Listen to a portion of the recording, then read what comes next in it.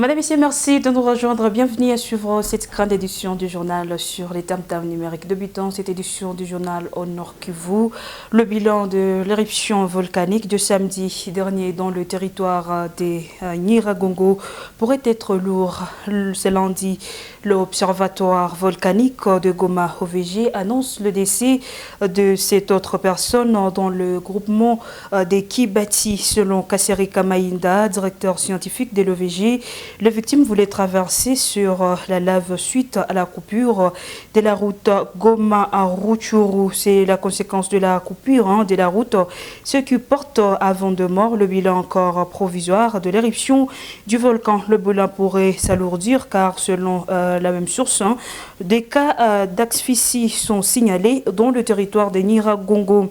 Dimanche, le porte-parole du gouvernement, Patrick Mouyaya, a communiqué un bilan provisoire des 15 morts, 9 personnes décédées dans un accident de circulation lors de l'évacuation de la ville lors des autres calcinés à Bouhéné, tandis que 4 détenus de la prison de Mouzenze ont été tués lors d'une tentative d'évasion.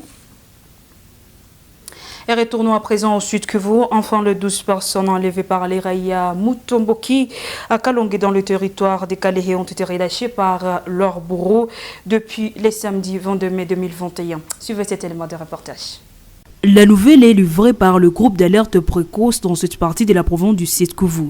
Selon le chef du sous-village Bugaru Achibinda, Emmanuel Mugaru, c'est un commandant Raïa Mutomboki qui a remis ces 12 personnes originaires du village de Fendoula. Celui-ci précise qu'il a mené cette diplomatie avec Safari Bonga, chef du sous-village de Lubombo, BCC, à Chaminounou. Nos sources locales précisent que ces otages sont arrivés dans leur village d'origine le dimanche 23 mai 2021. Pour rappel, ces 12 personnes, présentées comme de proches du chef du groupement des Kalongue, territoire des Kalehe au sud Kivu, ont été enlevées dans la matinée de ce mercredi 19 mai par deux miliciens Raïa Mutomboki. Le Mwami Nakalongue Charagabo Joseph lui-même a été kidnappé dimanche dernier par le même milicien avant d'être libéré le lendemain. En sécurité, dans cette grande édition du journal, un jeune garçon âgé de plus de 25 ans, connu sous le nom de Dani, habitant de l'avenue Bouolo 4, a été brûlé vif par la population en colère de cette avenue du quartier Mosala, dans la commune de Kadoutou, la nuit du 23 au 24 mai 2021. Oui, c'était vers 2 heures qu'on nous a alerté qu'il y avait des malfrats qui voulaient attaquer une famille au niveau du quartier Mosala, à Bouolo 4. Alors, il a réussi à pouvoir entrer dans une maison et puis il a poignardé une personne de cette maison. Il a poignardé au niveau de l'œil et la population s'en est alertée après que des SMS aient circulé. Et à fin de compte, la population s'est mobilisée. Et vers 4 heures, on l'a appréhendé. Et ses policiers, ils ont pris fuite. Et la population s'est mise sur lui et l'ont brûlé vif au niveau de Bouolo 4. Que nous demandons en tout cas à nos services, au niveau des instances judiciaires, en tout cas de mettre du sérieux dans le travail. Parce que la plupart des cas, les voleurs qu'on est en train de brûler tout le temps, c'est la majorité, ils sont venus de la prison centrale pour être relaxés encore dans la communauté. Et lorsqu'ils sont relaxés, ils viennent avec une vie valide, avec aussi un esprit là vraiment cruel. Et parlons politique à présent, le président de l'INC, Vital Kamerhe, invite tous les grands leaders politiques congolais, notamment le président de la République démocratique du Congo, Félix-Antoine Tshisekedi, le sénateur à vie Joseph Kabila Kabange, ainsi que Moïse Katumbi, Martin Fayoulou et Jean-Pierre Bemba, de se mettre ensemble pour une gestion concentrée des dégâts matériels causés par l'éruption volcanique du 22 mai 2021. En même temps, c'est le député provincial Placide Mukantoa Wenda qui alerte sur les menaces auxquelles font face Les habitants de plusieurs villages du territoire des Chabunda parlent le Maïmaï, Malaïka, surtout dans le village des Kalabou et ses alentours.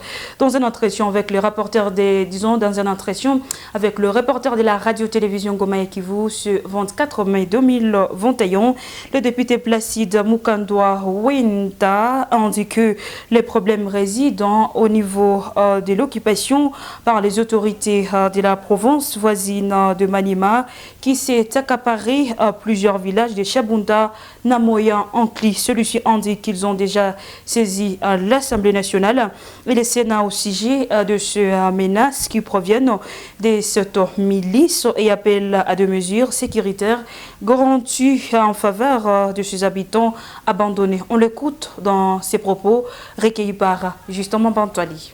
15 de ce mois, les 15, l'administrateur de Kabambare avec 3 chefs de groupement se sont invités à Kalaboula et à Kibiswa, à 12 et 14 km de Namoya, pour venir demander et menacer la population du site Kivu à pouvoir dégrépir cette entité. Mais c'est une provocation.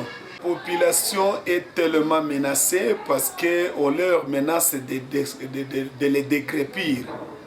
Des appels téléphoniques des miliciens qui se disent Malaïka, qui disent aux notables de chez nous qui vont intenter sur leur vie.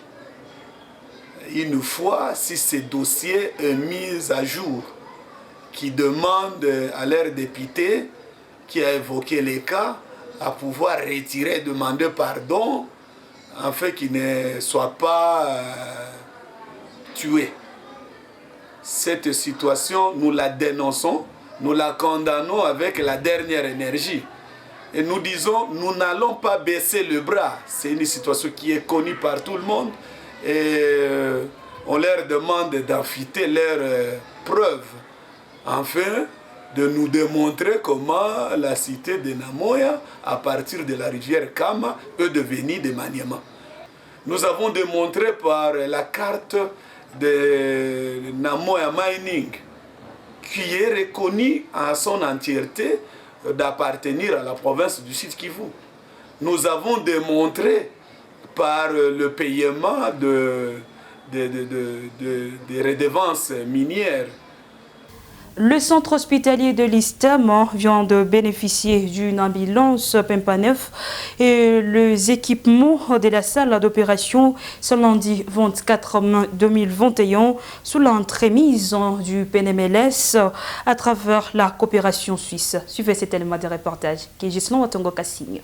Cette ambulance et les équipements d'une salle d'opération, entre autres les instruments chirurgicaux, la table d'opération, les équipements des banques de sang, les oxygénateurs et médicaments, constituent une réponse aux problèmes que connaît cette structure sanitaire. Ce don a été réceptionné par le ministre de la Santé qui à son tour a remis les contacts de l'ambulance au directeur général de l'ISTEM, qui l'a aussi passé au médecin directeur du centre hospitalier de l'ISTEM premier bénéficiaire. Les représentants de la coopération suisse Fred Mouchiza fait savoir que ces outils permettront à ces centres hospitaliers d'accroître son utilité sociale. Occasion pour les médecins directeurs du centre hospitalier de l'ISTEM de remercier la coopération suisse pour avoir répondu à leurs demandes dans l'objectif d'améliorer l'administration des soins et le suivi des malades. Le problème est résolu, celui des transferts des malades vers des structures beaucoup plus équipées et d'un plateau technique plus élevé que le nôtre, mais aussi la possibilité de pouvoir mobiliser les médecins qui doivent venir la nuit pour pouvoir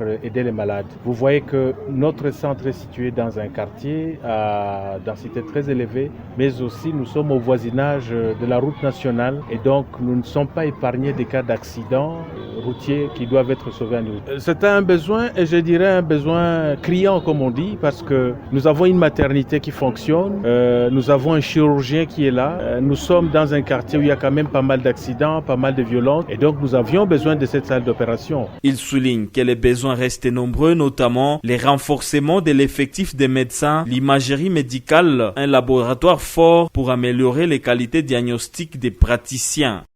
Et avant de parler sport, page noire dans ce journal, la mère biologique du président du Sénat repose désormais un peu au cimetière familial d'Irambi Katana, dont le territoire des cabarets Nyamirali Nyamukara perpétué a été enterré le samedi dernier devant plusieurs délégations institutionnelles de la République démocratique du Congo. Christian Mukenge nous en dit plus.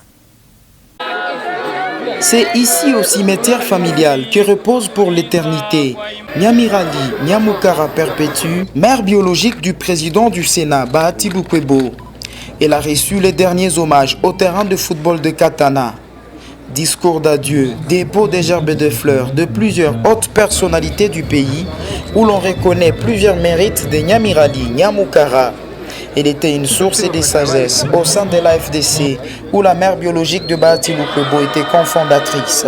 Reconnaissent tour à tour le secrétaire général de l'AFDC Placide Mutabunga, le coordonnateur de Cobalcat ainsi que le député national Masumbu Konyenyezi. En sa mémoire, je regarde trois aspects. D'abord, c'est maman qui intègre. Elle intègre et je dirais aussi qu'elle était aussi conseillère du parti. Ce n'est pas donné à n'importe qui d'atteindre 111 ans. C'est une bibliothèque qui est partie et de génération en génération, nous savons que nous avons un souvenir en la personne du président du Sénat, son fils. Je suis venu compatir avec le président du Sénat, son Excellence Modeste Bahati Lukwebo, qui a perdu sa mère biologique, mais aussi notre sœur, grand-mère. C'est pourquoi nous sommes venus compatir avec lui. Pour le président du Sénat, sa mère était une source de sagesse, un modèle pour plusieurs générations, a dit Bahati Lukwebo, tout en remerciant la population des Katana et tous les invités venus accompagner sa mère. En sa dernière demeure, Nyamirali Nyamukara Perpétue a vu le jour à Calais en 1910. D'elle découlent 4 générations, composées de 204 arrière-petits-enfants, et la 4e sur environ 31 arrière-petits-enfants.